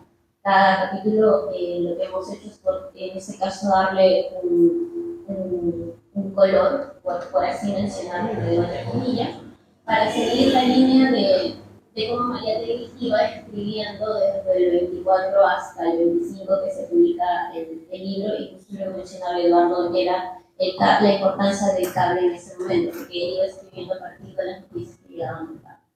Eso es uno, y el siguiente ejercicio que se ha realizado, que también lo pueden encontrar en los recursos del archivo, es un mapa de grafos. Este mapa de grafos está compuesto prácticamente de todos los nombres e instituciones que Mariátegui nombró en todos los capítulos de la escena contemporánea. Uso los nombres que mencionaba tanto Eduardo como Raúl, como Wilson, Herriot, como Mussolini o Marinetti, por ejemplo. Mariátegui los interrelacionaba dentro de sus propios escritos. Como por dar un ejemplo, que es lo que se ha realizado, es que en el capítulo de biología del fascismo, obviamente está el texto de Mussolini. Sin embargo, por ejemplo, podría estar relacionado con Marinetti. Sin embargo, Marinetti no está dentro de ese capítulo, sino está en el capítulo de la revolución y la inteligencia. Entonces, el mapa lo que permite es tener una visión un poco más amplia de cómo Mariátegui iba relacionando cada uno de los actores de sus artículos unos con los otros. Lo mismo sucede, por ejemplo, en el capítulo de semitismo y antisemitismo, y como ese, por ejemplo, está un poco más conectado con la crisis de la democracia, muy interesante en realidad, y lo que permite es justamente que cada uno de ustedes pueda tener una amplitud, ¿no?, de los personajes de los que se estaban mencionando, independientemente de los que nosotros conocemos, que podrían ser Mussolini, Wilson, George. Hay un artículo de Keynes, por ejemplo, también, ¿no?, que es bastante interesante porque le da bastante importancia a lo que Keynes ya estaba prediciendo sobre lo que vendría a ser la Segunda Guerra Mundial a partir de los años. Entonces, esa es la segunda, el segundo recurso, y luego está compuesto más que nada por los materiales que utilizó Mariátegui para hacer la escena contemporánea, en este caso los artículos mismos. No tenemos todos, lamentablemente, sin embargo nos hemos ayudado mucho con el CEDOC, con el trabajo que han hecho de digitalización, y una parte también está compuesta por cartas y por reportes de prensa, de, por ejemplo, cuando se publicó Escena Contemporánea. Las cartas me parecen muy importantes en realidad porque dan un poco de contexto de cómo se estaba primero distribuyendo el libro, que era no solamente desde la librería Minerva, sino dentro de los agentes que había desarrollado a partir de la consolidación y la fundación de la imprenta editorial Minerva, que también se encuentra en este momento de aniversario porque cumple 100 años también de fundación.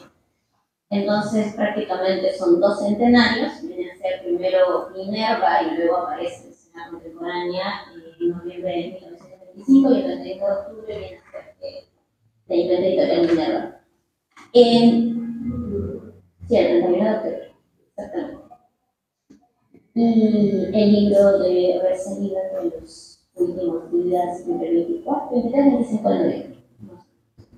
Eso no me estoy inventando, en realidad en las cartas de Belos García lo pueden realmente encontrar, así que no me invento fechas.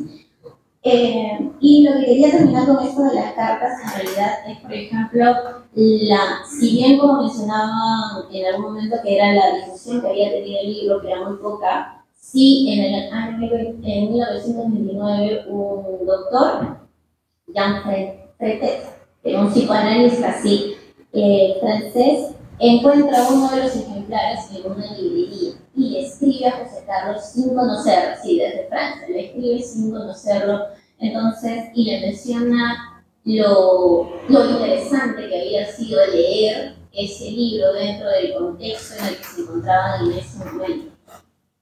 Entonces da un poco, justo este trabajo que los invito realmente a revisar, que viene a hacer la correspondencia, es justamente cómo realmente si bien no en su momento, al momento de publicarse, quizás no tuvo la recepción que él hubiera querido, sí llega a tenerla con los años subsiguientes, independientemente de ya haber publicado los 7 ensayos, ¿no?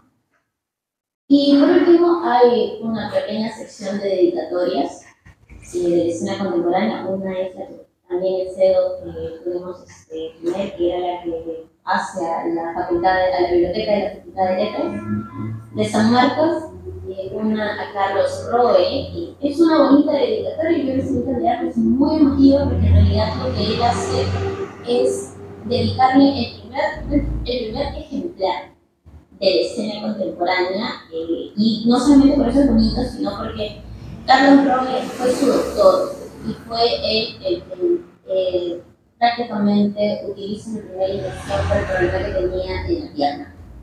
O sea, sí. Entonces era no solamente su médico, sino era su amigo, ¿no? Y él lo que le dice era que este libro había sido publicado también gracias a él, en el sentido de que le había podido salvar la vida, ¿no? Y una dedicatoria bastante peculiar, que es la dedicatoria que está a Leguía. Hay una dedicatoria a Leguía, que yo lo que digo es que está escrita por Julio César, el hermano, y abajo firma José Carlos. Sí, las letras son bastante diferentes, se puede diferenciar.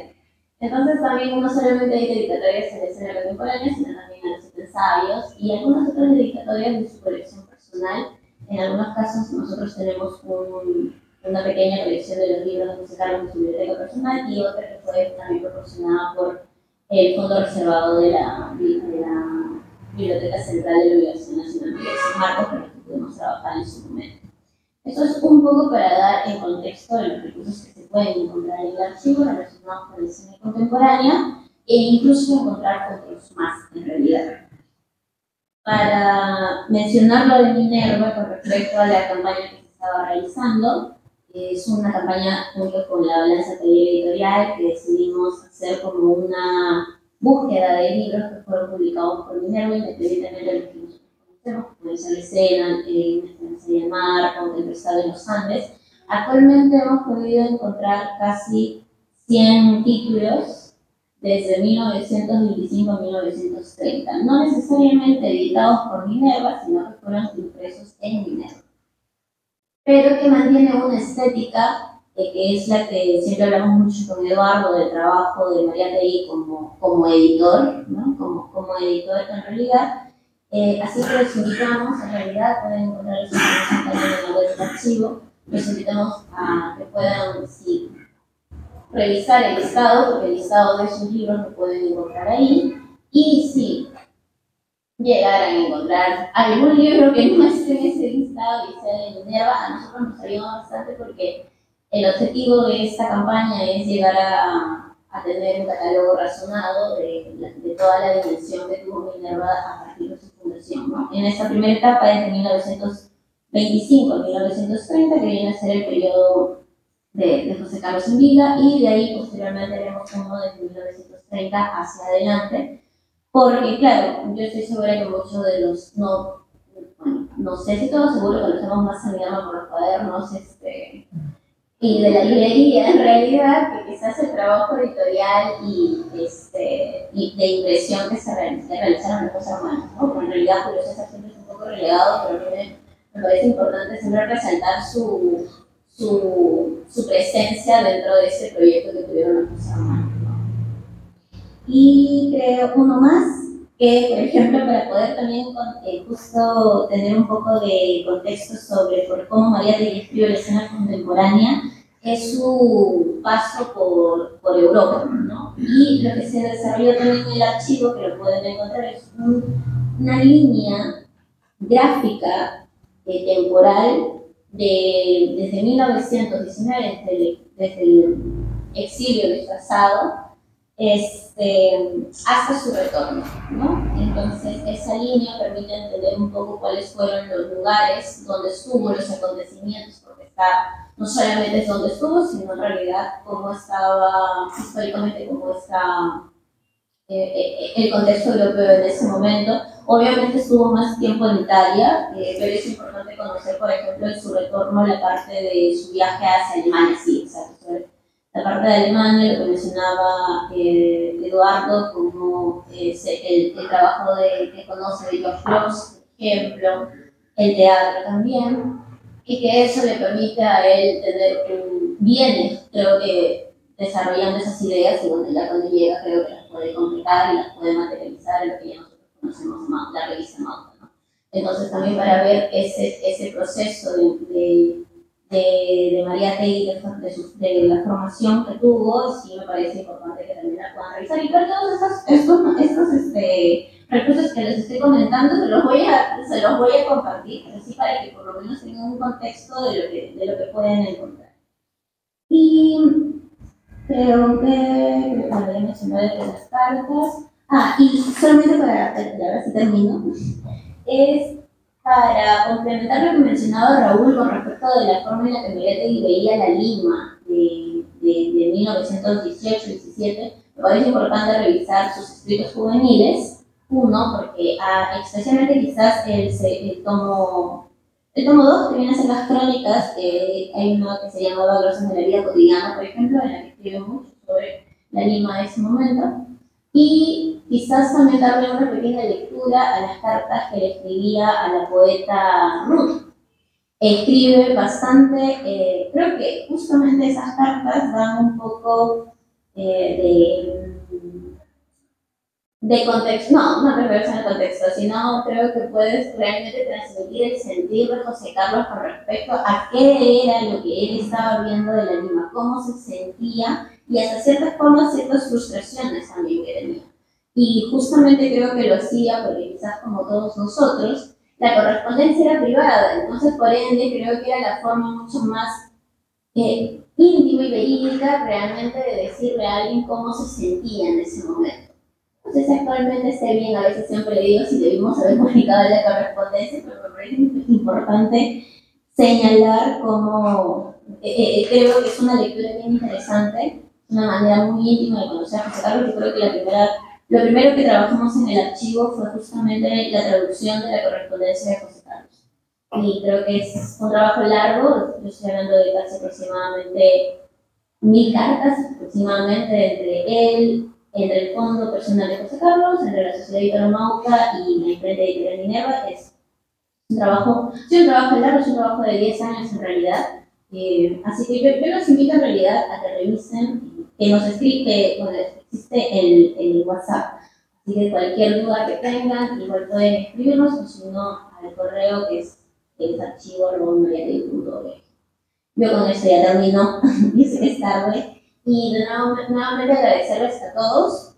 Sí, se me está olvidando lo que estamos conversando. La próxima clase que es de aquí al siguiente, el 28, si no me equivoco, el 28 de junio, que se va a leer Biología del Fascismo.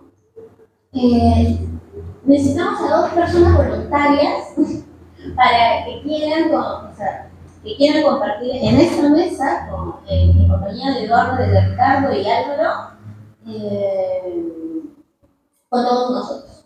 Entonces, como yo les dije, esto no va a ser como una escucha y nada de una sola parte, sino va a ser de ambos lados, así que no sé quién quiere participar.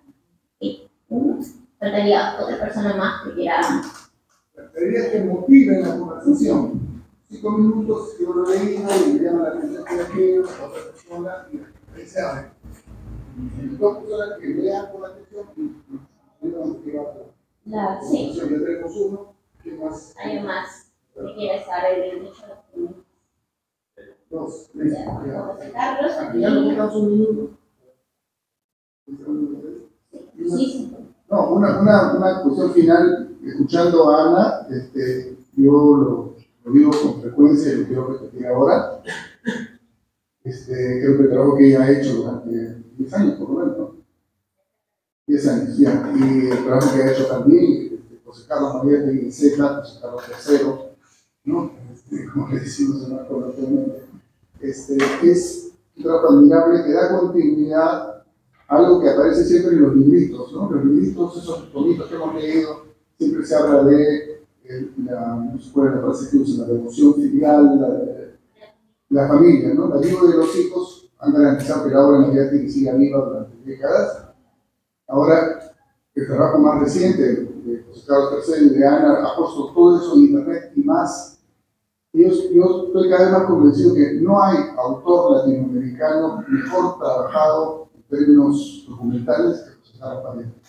¿No? Porque está, como bien ha dicho, está todo, hasta las dedicatorias, ¿no? Las postales, las tarjetas, las facturas, el mapa y los textos, ¿no? Entonces es un tesoro riquísimo, un trabajo además en términos bibliográficos, archivísticos, ejemplar, y creo que hay que aprovecharlo al máximo, ¿no? Eso más quería. Gracias.